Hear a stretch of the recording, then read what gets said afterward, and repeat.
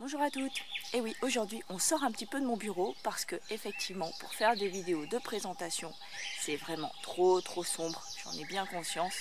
Donc aujourd'hui on va profiter un petit peu du beau temps. Ouais. Bon bref, pour ce nail art j'avais pas prévu de vous faire une petite vidéo intro, mais j'ai eu une très grosse surprise avec mon dernier vernis, donc il fallait que je vous le montre. J'avais donc acheté ce tout dernier petit SI. C'est du SI, et oui forcément, hein, j'ai envie de dire quelque part, pas de surprise. Et voilà, mon vernis, il a juste presque 2 semaines. 2 semaines et il est quasi impeccable. Je pourrais le garder, je pense, encore une semaine de plus. Pour un vernis, du SI, et sans top coat semi-permanent. Juste du vernis. Non mais c'est un truc de fou ce truc. Donc celui-ci, je vous le recommande, c'est le numéro 495 de la marque SI. Je ne l'ai pas payé cher, il était en solde, mais c'est une tuerie. La couleur, les effets et la tenue, mais c'est un truc de fou. Donc voilà, j'avais pas prévu de faire ça. Je vous le dis, ça c'est de la bombe. Allez, c'est parti pour le tuto nail art. On commence donc par appliquer sa base. Ensuite, les 2 couches de vernis. Donc bon, bah là, la caméra, j'ai oublié de l'enclencher, forcément. Puis pour terminer, le top coat. Donc sur l'annulaire, j'ai déposé une couche de top coat mat et sur les autres doigts, du top coat brillant. Ça permet d'avoir avec un même vernis de couleur 2 effets différents.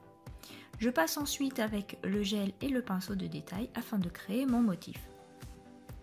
Donc ce qui est intéressant avec le gel, c'est qu'on n'a pas besoin de passer une couche de top coat après. Au contraire, le gel vient faire un relief et ce serait dommage de casser le relief en mettant une couche de top coat.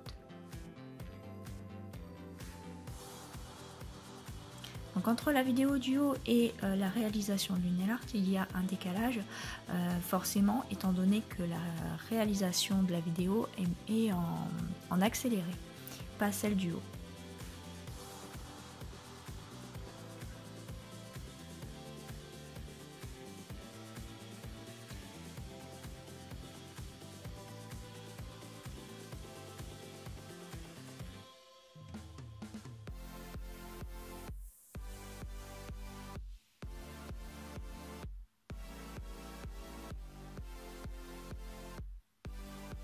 Donc une fois la réalisation terminée, on vient catalyser 2 minutes sous lampe UV.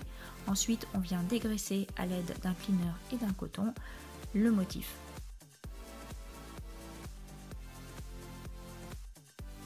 Une fois cela fait, on vient donc réaliser la pierre liquide. Pour cela, je vais utiliser un gel épais. Il ne faut pas que ce soit un gel coulant forcément, puisqu'on vient réaliser une pierre, donc un motif. Il faut qu'il soit donc très épais. Donc pour cela, on commence par créer son motif. Donc en l'occurrence, là, ça va être un rond. On vient juste mettre une petite couche de gel afin d'y faire adhérer donc ce que l'on souhaite. Donc ce qui est intéressant avec la pierre liquide, c'est qu'on peut y mettre tout ce qu'on veut. Des flakis, des paillettes, des strass, tout ce qu'on veut. Donc là, j'ai choisi des paillettes holographiques. On vient ensuite catalyser afin de bien faire prendre les paillettes dans la couche de gel. Et ensuite, on vient donc créer sa pierre liquide. Ce n'est vraiment pas compliqué. On vient prendre donc une grosse goutte de gel que l'on vient travailler sur les paillettes afin de faire un volume, un dôme en fait. Et le dôme, il va faire comme un effet loupe une fois catalysé.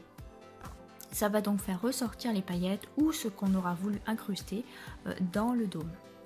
On vient à la suite catalyser le tout et comme tout à l'heure, dégraisser la pierre liquide.